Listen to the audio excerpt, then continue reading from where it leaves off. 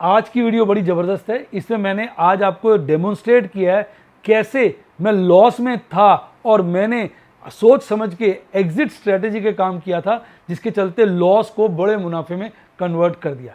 और आज इसलिए मैं फ्यूचर्स की बात नहीं कर पाया। मैं सोच रहा हूँ फ्यूचर पे एक स्पेशल एपिसोड लेके आऊँ। क्या आप फ्यूचर की पूरी नॉलेज जानना चाहेंगे? अगर हाँ तो कमेंट में लिखिए। कल है सैटरडे, छुट्टी का दिन, तो मैं सोचता हूँ कल नहीं तो परसों फ्यूचर के ऊपर एक वीडियो लाई जाए। क्या है आपका विचार? कमेंट में लिखिए। Investment in securities market are subject to market risks. Read all the related documents carefully before investing. Share बाजार में निवेश जोखिमों के अधीन है। निवेश करने से पहले सभी संबंधित दस्तावेजों को ध्यान से पढ़ें। शेयर बाजार बहुत ही खतरनाक जगह है। यहाँ एक भूल ही फाइनेंशियल तबाही के लिए काफी है।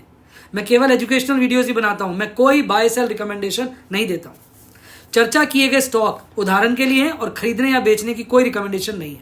मेरा यह मानना है कि शेयर बाजार में निवेश किसी के कहने पर नहीं करना चाहिए, बल्कि अपने रिस्क एपेटाइट और जानकारी के हिसाब से करना चाहिए। सदा याद रखें, जिसने ली टिप उसकी हुई डिप। हाय गाइस, आपका स्वागत है आपके अपने show MKJ talks for investment इन हिंदी में। कैसे हैं आप भाई? आज मैं आपको बताऊंगा। कई बच्चे बोलते हैं मेरे से, मैं कमेंट्स पढ़ता हूं कि सर आप लॉस नहीं बताते।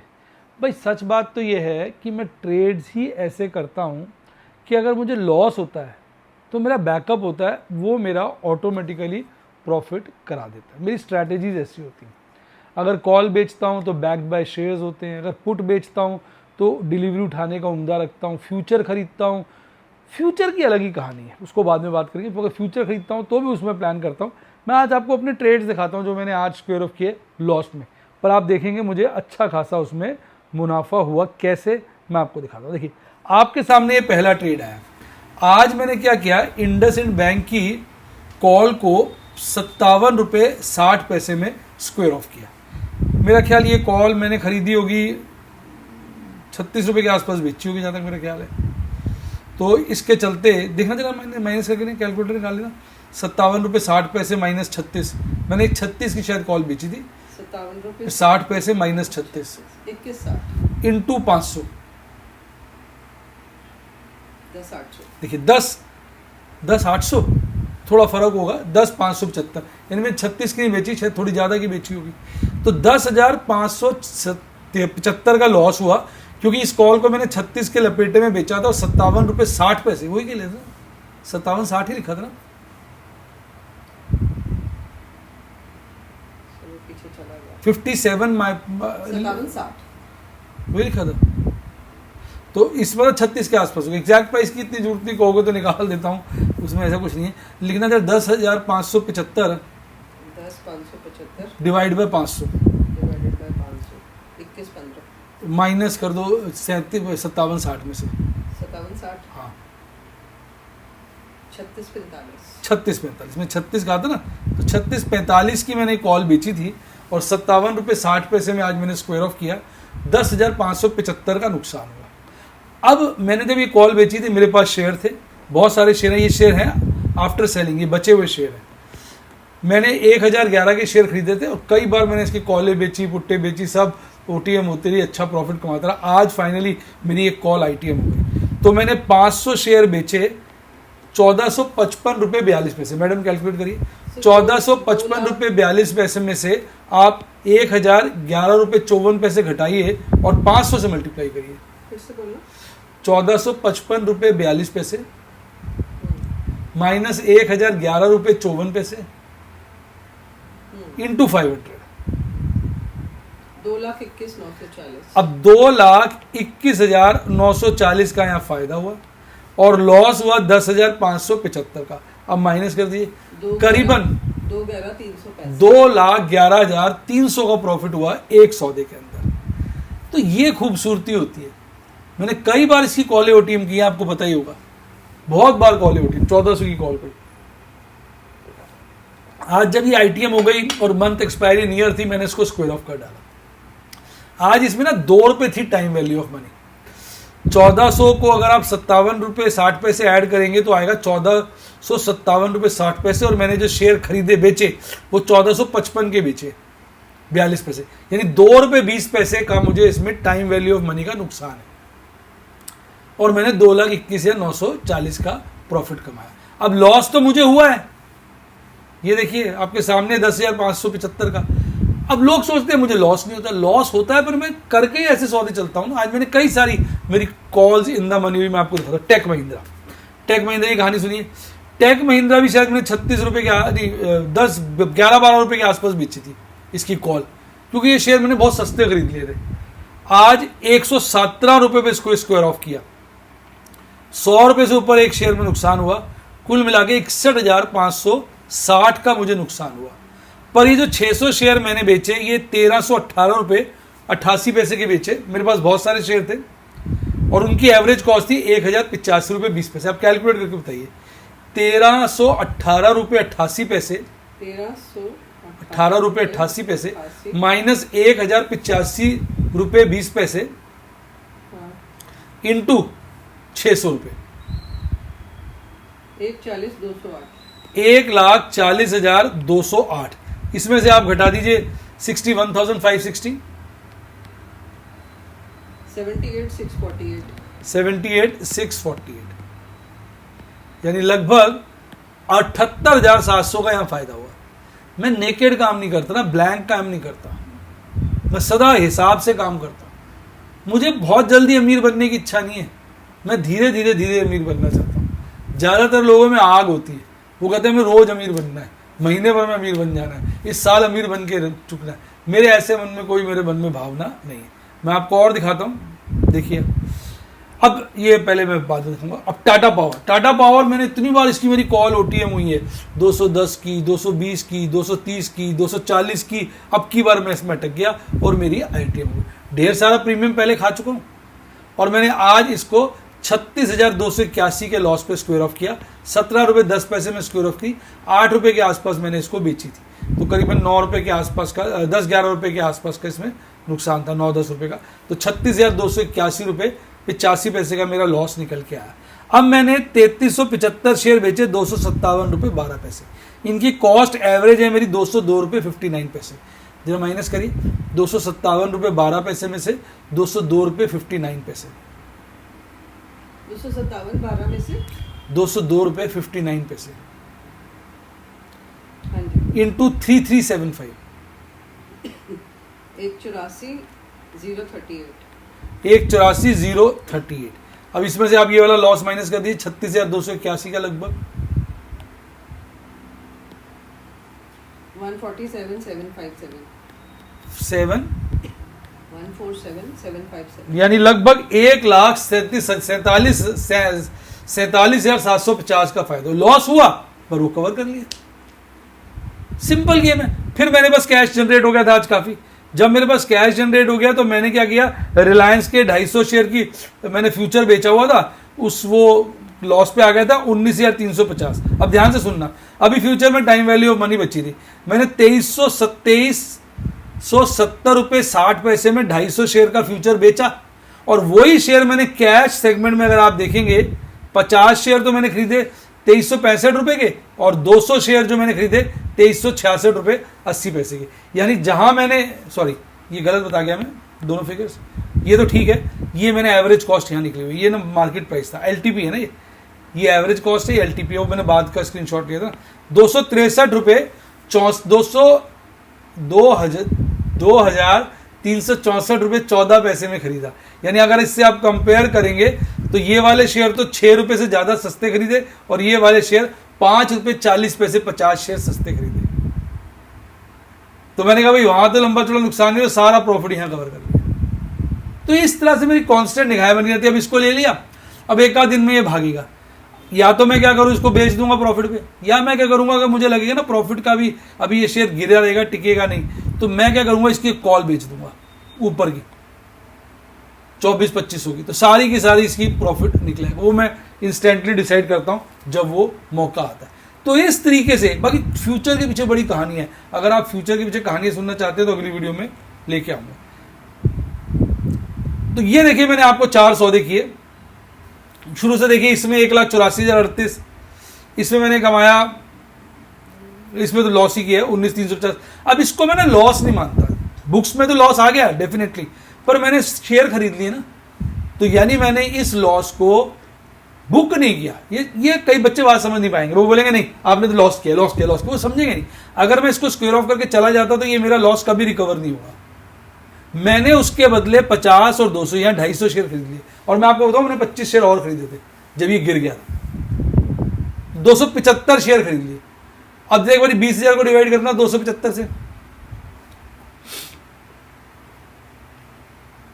मोटा मोटा कर लेते हैं, 250 से कर दो 20,000 को, 40 रुपए आएगा। 72.72 20,000 को 250 से करना, 20,000 को 250 80 आ जाएगा। अब 2365 में 80 रुपए जोड़ लो, 2445। मेरा ब्रेक इवन 2445 है। 2445 पे इसको बेचूंगा तो स्क्वायर ऑफ कर दूंगा। मैंने 25 शेयर फालतू खरीदे, उसका एडजस्टमेंट नहीं किया, तो मेरा ब्रेक इवन उससे और कम आ जाएगा। अब मैं क्या करूंगा, आजकल मैं थोड़ा सा भागेगा कहीं ना कहीं, किसी दिन मौका देगा तो 2450 की या सीधा 2500 की कॉल बेच दूंगा। अगर तो कॉल आईटीएम हो गई तो सारा लॉस कवर हो जाएगा, मोटा प्रॉफिट आ जाएगा, और अगर कॉल ओटीएम होगी तो मेरी कॉस्ट और कम हो जाएगी। तो मैं इस तरीके से गेम बना के चलता रहता हूं। अब आपको समझ में आई होगी बात। तो मैं कोई भी सौदा ओपन नहीं छोड़ता, जो मेरे से प्रॉफिट लेके जाता है ना उससे वापस निकाल लेता हूं। इसमें 1,40,208 रुपए का मैंने प्रॉफिट बुक किया, इसमें 2,21,940 का प्रॉफिट बुक किया, कुल मेरा 4,37,200 का प्रॉफिट है। इसमें मैंने इसको माइनस नहीं किया, हालांकि जब मैं मंथली P&L निकालूंगा तो ये माइनस हो जाएगा रिलायंस का माइनस नहीं किया ना इसमें, 20,000 रुपए। अगर आप रिलायंस का माइनस भी कर देते तो भी मेरा प्रॉफिट 4,17,000 से ऊपर का है। मैं उस 20,000 को इसलिए लॉस नहीं मानता हूं कि मैं मान के चलता हूं मैं उसको कवर कर दूंगा। हालांकि जब मैं मंथली P&L बनाता हूं तो उसमें तो लेस होगा ही होगा, पर डेली डिसीजन मेकिंग के लिए उसको कंसिडर नहीं करता। अब ये भी समझने की बात है, अकाउंटिंग प्रॉफिट में तो मैं कंसिडर करता हूं जब monthly profit and loss disclose करता हूं, लेकिन जब मैं डेली बेस पे डिसीजन लेता हूं तो नहीं करता। डेली बेस पे मैं भाव देखता हूं, भाव में ये देखता हूं। आज इसको टेक महिंद्रा देखो, टेक महिंद्रा 1200 की पुट थी, 117 में स्क्वायर ऑफ करी तो मेरी कॉस्ट हुई 1217, पर मैंने इसके शेयर कितने के बेचे, 1318 रुपए 88 पैसे, यानी 1 रुपए 88 पैसे महंगे बेचे।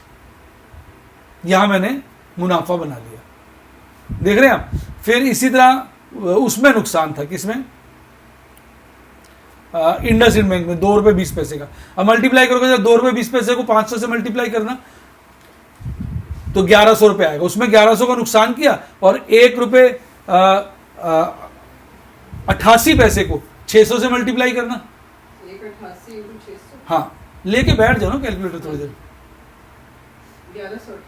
1100 का वहां मैंने नुकसान करा था, मतलब टाइम वैल्यू मनी छोड़ दिया था, मौका देख के वो मैंने 11 इसमें इंडसइंड बैंक में ये 1188 रुपए यहां पे निकाल लिए, यानी टाइम वैल्यू मनी खत्म कर दिया।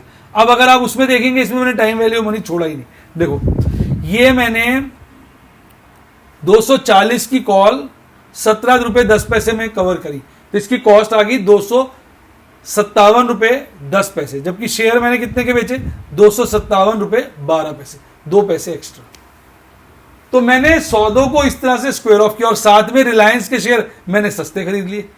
अब बहुत सारी बातें बच्चों को इसमें समझ में नहीं आई होंगी कि सर कह क्या रहे हैं, कर क्या रहे हैं, हमें तो समझ ही नहीं आ रहा। वो आता भी नहीं है, क्योंकि ये चीजें थोड़ी सी डिफिकल्ट है।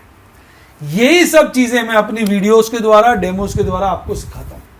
वहां समझाने की कोशिश करता हूं कि शेयर बाजार है क्या होती है स्ट्रेटेजी, कैसे, क्योंकि जब हम खुद करते हैं बिना नॉलेज के तो बड़े बड़े लॉस कर देते हैं। तो जब हम किसी को देखते हैं, समझते हैं, उसकी वीडियो को देखते हैं, तो हमें ज्ञान हासिल होता है। मेरा कोई ऑब्जेक्टिव ना मैं किसी को टिप देता, मेरा मानना है जिसने ली टिप उसकी हुई डिप। मेरे से बच्चे पूछते भी है, कहते भैया अपने रिस्क एपेटाइट के हिसाब से करो। मैं तो कहूँगा ट्रेड करो ही मत, पहले आप देखो, बहुत करना तो अपने रिस्क एपेटाइट से करो, और अगर आपको अपना रिस्क एपेटाइट ही नहीं पता है तो फिर किसी फाइनेंशियल एडवाइजर की राय लो। मैं आपको स्ट्रैटेजीज के द्वारा, डेमोस के द्वारा समझाने की कोशिश करता हूं कि कैसे हम फंस जाते हैं, और अगर हम प्लान करके चलेंगे, एग्जिट स्ट्रैटेजी होगी तो हम कैसे मुनाफे पाएंगे। सब जगह मेरे पास एग्जिट स्ट्रैटेजी। मुझे पता था अगर इंडसइंड बैंक की कॉल इन द मनी हो गई तो मैं उसके शेयर दे दूंगा, मेरी एग्जिट स्ट्रैटेजी क्लियर थी, बड़ा मुनाफा होगा। मुझे पता था टेक महिंद्रा की कॉल इन द मनी हो जाएगी, मैं उसकी डिलीवरी दे दूंगा, मुझे बड़ा मुनाफा होगा। मुझे पता था अगर रिलायंस के फ्यूचर्स अगर मेरे लॉस में आ जाएंगे तो या तो उसको रोल ओवर करूंगा, कैश नहीं होगा, और कैश होगा तो उसकी डिलीवरी उठा लूंगा और सूनर लेटर उसकी कॉल बेचकर इस लॉस को कवर करूंगा। कॉल दूर की बेचूंगा, कैलकुलेट करके बेचूंगा। मेरी एग्जिट स्ट्रेटेजी यहाँ भी क्लियर थी। यहाँ भी मेरी एग्जिट स्ट्रेटेजी क्लियर थी कि अगर ये कॉल इन द मनी होगी तो इसके शेयर दे दूंगा, लॉस भी रिकवर हो जाएगा, उसके अलावा मोटा प्रॉफिट हो जाएगा। अब कई लोग क्या सोचते हैं कि सर आप इसको नहीं बेचते तो आपको ये लॉस नहीं होता। मैडम भी कई बार कहती हैं ऐसे।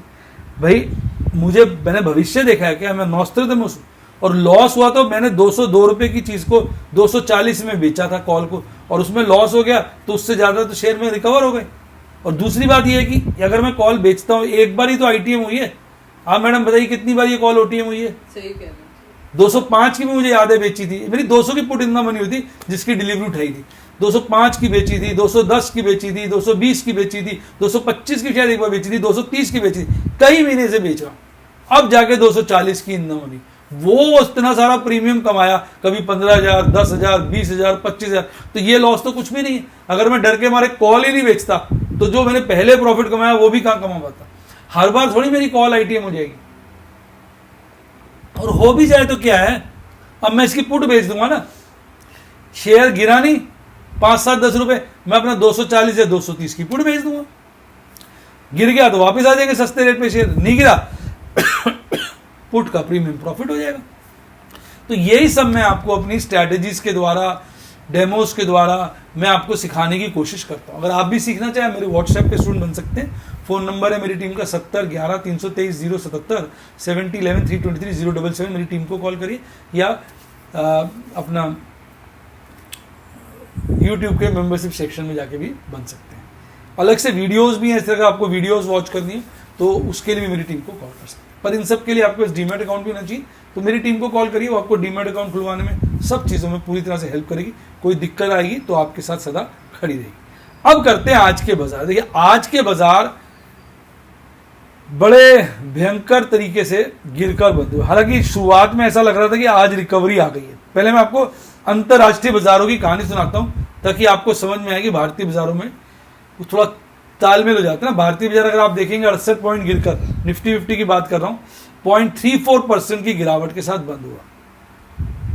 अब इस वक्त मैं अगर बात करूं अपने एशियाई बाजारों की कैसे बंद हुए, तो एशियाई बाजार ठीक ठाक से बंद थे, मिले जुले संकेत कहूंगा।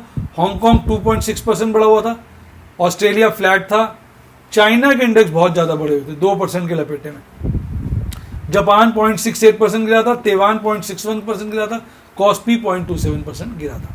मूड माहौल इस वक्त यूरोपियन बाजारों का मिला जुला, ज्यादातर बाजार गिरे हुए हैं और थोड़े गिरे हुए आधा % के लपेटे में, इक्का दुक्का बढ़े हुए हैं, आधा % के कम ही बढ़े हुए हैं। सिर्फ मोएक्स है जो 0.89% बढ़ा हुआ है।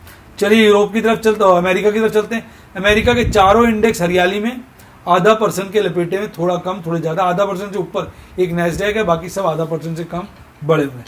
आपका कनाडा भी आधा % से कम बढ़ा हुआ है। ब्राजील का बोस्पा 0.25% 0.26% बढ़ा हुआ है, यानी कहीं ना कहीं शांति का माहौल बन गया। भारतीय बाजारों की बात करूं 19,742 में बंद हुए, फ्लैट ओपनिंग थी 19,744 की। शुरू में पीक बनाया 19,800 के लपेटे का, यही पीक एक बार और टेस्ट करने की कोशिश करी। शुरू में जब भागा था एकदम गिरा, बॉटम बनाने की कोशिश करी, फिर भाग गया, वापस पीक टेस्ट करने की कोशिश करी, फिर गिर गया, फिर बॉटम बनाया 19,657। यानी आज का पीक 2 बार अचीव करने की कोशिश करेगी, आज का बॉटम 2 बार अचीव करने की कोशिश करी। टोटल वेरिएबिलिटी बाजार में अगर आप देखेंगे तो लगभग 150, ज्यादा प्रिसाइज होना तो 141-42 पॉइंट की थी।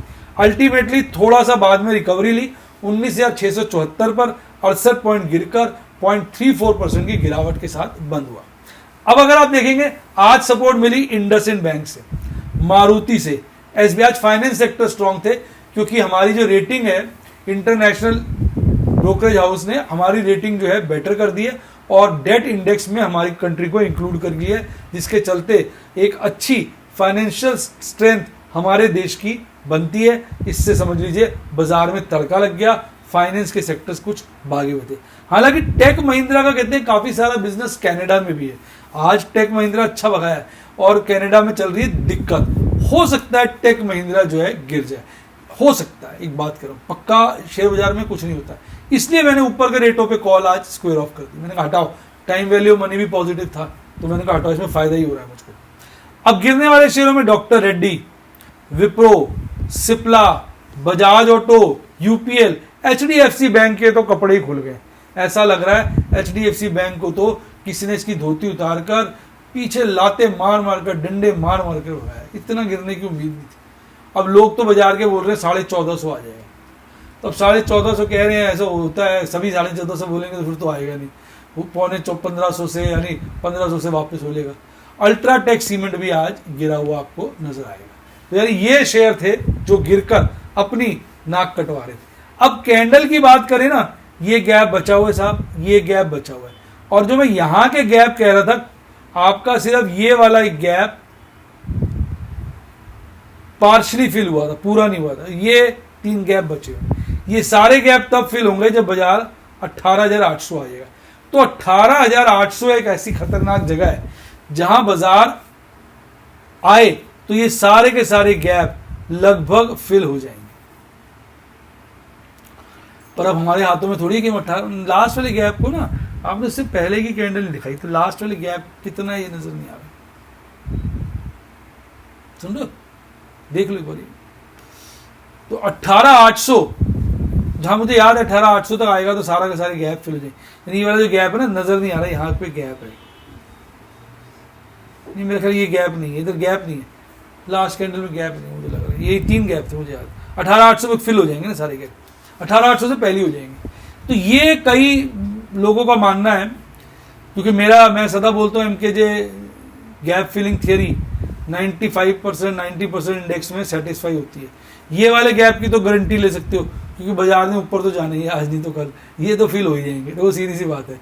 इनका अभी भी डाउट सा बना हुआ है। तो जब बाजार गिरता है तो एकदम कहते हैं ना, आहट चिंता होती है कि ये कटेगा तो नहीं, कहते हैं ना, जरा सी गिरावट होती है तो दिल डरता है, 18,800 कटा तो नहीं, 18,800 कटा तो नहीं। जहां थोड़ी गिरावट होती है, हर आदमी जो इस थ्योरी में विश्वास रखता है उसके मन में भय आ जाता है 18,800 कट सकता है।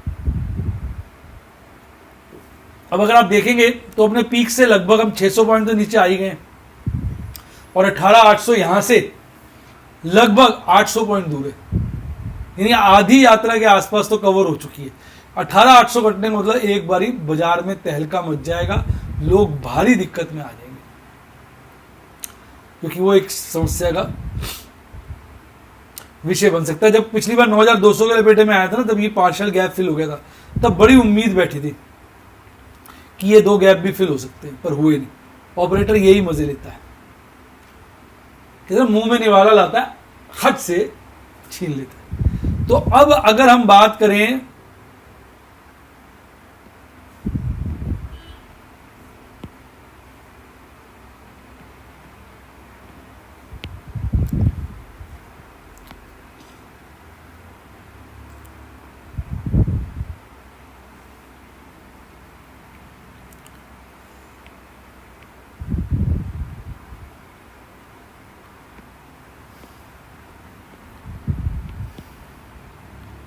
ठीक है ना, मैंने थोड़ा स्क्रीन कर दिया। अब हम बात करें कैंडल स्टिक चार्ट पे प्योरली, तो बाजार में इस वक्त गिरावट भरपूर मात्रा में, ये देखिए पार्शियल ए शेप फॉल बन चुका है। आज चिंता का विषय जो हमारे आगे जागा है वो ये है कि इसने जो मिडल बोलिंजर बैंड के नीचे क्लोजिंग दी है, यानी lower part of Bollinger band में आ गया है। अब हमारी जो 50 डेज मूविंग यानी 20 डेज मूविंग एवरेज को काट दिया, ये 20 डेज मूविंग एवरेज होती है, 50 डेज मूविंग एवरेज है 19,626 की। अगर ये कट गई 19,600 के नीचे क्लोजिंग दे दी, फिर चिंता गहरा जाएगी। हालांकि बाजार में धोखा हो जाता है, बाजार फिर चढ़ जाता है। कई बार क्या बाजार पोजीशनों पे चलता है, जैसे हम लोग पोजीशन बनाते हैं, इसलिए दोनों तरफ की तैयारी करके ही चलने में समझदारी। देखिए, आपको तय करना है कि आपको सारी जिंदगी प्रॉफिट कमाना है या कभी प्रॉफिट कमाते रहना है फिर अचानक बड़ा लॉस करना है। मेरी स्ट्रैटेजी बड़ी सिंपल है कि मुझे लॉस नहीं करना नेट में कभी भी, मुझे अल्टीमेटली बड़ा प्रॉफिट कमा के ही बाजार से निकलना है। तो मैं काम ही इस तरीके से करता हूँ कि सून अगर लॉस होता भी है तो पोजीशंस को कहीं ना कहीं सेट करके चलता हूँ, चाहे फ्यूचर से करूँ, चाहे खरीद लूँ, अल्टीमेटली उसको मैं प्रॉफिट में निकाल देता हूँ। ये कहानी, और 90% तो चीज़ें मेरी फेवरेबल ही होती है। अब मुझे लग रहा था बाजार में चिंता का विषय, तो मैंने याद करो बहुत सारी पुट्टे स्क्वायर कर ली थी। अब बाजार गिर रहा है, मुझे चिंता ही नहीं है, मैंने फ्यूचर्स में काम किया हुआ है और वो बड़े हिसाब से किया हुआ, कॉलेज साथ बेची हुई है, तो काफ़ी सारा हिसाब किताब उसमें बढ़ी है। अल्टीमेटली अच्छे शेयरों में किया हुआ है और वो मेरे को प्रॉफिट देकर ही जाएंगे। तो अभी बाजार में कमजोरी के चिन्ह साफ नजर आ रहे हैं। ऑप्शन चेन एनालिसिस इस बात को फुली सपोर्ट कर रहा है। पूछो क्यों? 19,674 पे बाजार बंद हुआ, आप देखिए, ठीक, तो 19,674 पे बाजार बंद हुआ। 19,700 पे देखिए कॉल राइटिंग बहुत ज़्यादा बढ़ी है, पुट राइटिंग भी स्ट्रॉन्ग है। 19,800 पे देखिए कितनी ज़्यादा कॉल राइटिंग है, पुट राइटिंग बहुत थोड़ी बढ़ी है। 19,900 पे कॉल राइटिंग बढ़ी है, पुट राइटिंग कम हो गई है। 20,000 पे कॉल राइटिंग बढ़ी है, पुट राइटिंग कम हो गई है। 20,200 पे बढ़ी है, पुट राइटिंग कम हो गई है। 20,500 पे बढ़ी है, पुट राइटिंग कम हो गई है। यानी ऊपर के लेवल से पुट राइटर्स भाग रहे हैं, नीचे थोड़ा सा जम रहे हैं, कॉल राइटर्स दबा के जम रहे हैं, जिसके चलते अगर आप देखेंगे ना पीसीआर बहुत कम हो गया, 0.81 हो गया। तो अपने आप में ये चिंता का विषय भी है कि पीसीआर अगर 0.1 हो गया है,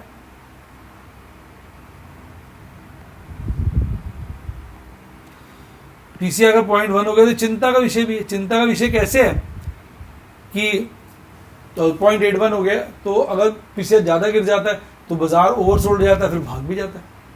तो लेकिन अभी इतना भी ओवरसोल्ड नहीं है, हालांकि वैसे देखोगे तो 1.51 से 0.81 आ गया तो लगभग आधा हो गया, लेकिन ओवरसोल्ड है तो थोड़ा ऊपर जाने की भी चांसेस है। दोनों तरफ की तैयारी करके चलना, इसलिए मैंने अपनी बहुत सारी पोजीशन आज कैरी करी और कुछ एक नई पोजीशनें भी मौका देख के बना दी, क्योंकि हो सकता है 4 दिन में एक अच्छी तेजी देखने को मिले। क्योंकि अब क्या होगा, मंडे चलने दो, ट्यूसडे ऑनवर्ड या ट्यूसडे नहीं तो वेडनेसडे थर्सडे से मार्जिन रिक्वायरमेंट बढ़ जाएंगे। वेडनेसडे थर्सडे को सब काम जाएंगे, पैसे एकदम बाजार मांगना शुरू कर देता पुट्टों में वुट्टों में, तो वो लोग अपने पोजीशनें काटते हैं।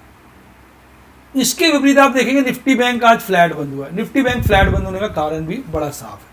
कारण साफ क्या है कि निफ्टी बैंक जो है इसलिए फ्लैट बंद हुआ है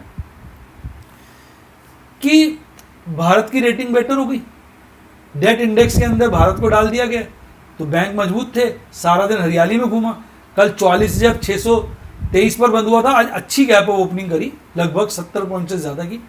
फिर थोड़ा सा पीक को टच करने की कोशिश करी, शुरू में बॉटम बनाया, आखिरी में 2 बार बॉटम टेस्ट किया, 44,548 का बीच में बॉटम बनाया, पर बीच में देखिए काफी पीरियड तक टॉप के आसपास 45,000 के लपेटे में घूमता रहा। लोगों को लग रहा था ये भाग जाएगा भाग जाएगा भाग जाएगा, लोगों ने पक्का लॉन्ग की होगी, तो ऑपरेटर ने मौका देख के बाद में फिर बाजार को काटकर सबके स्टॉप लॉस ट्रिगर करा दी। क्योंकि अगर आप इन दोनों हाई लो का डिफरेंस देखेंगे ना तो लगभग 450 पॉइंट का है। 450 पॉइंट मतलब 1% की बाजार में आज वोलेटिलिटी रही है। 1% बड़ा होता है, लोग 100 200 पॉइंट का अपना स्टॉप लॉस रखते हैं, वो तो साफ ही हो गए होंगे।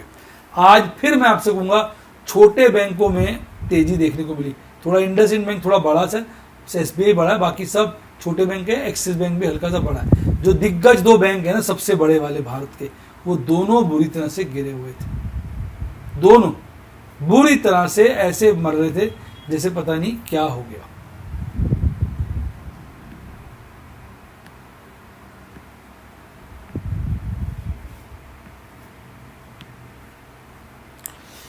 अब इसके चार्ट को देखो, इसमें एक यहाँ गैप छूटा हुआ बस, और ये गैप फिल होने का, इसने ज्यादा गैप नहीं छोड़ रखी, निफ्टी 50 में गैप है।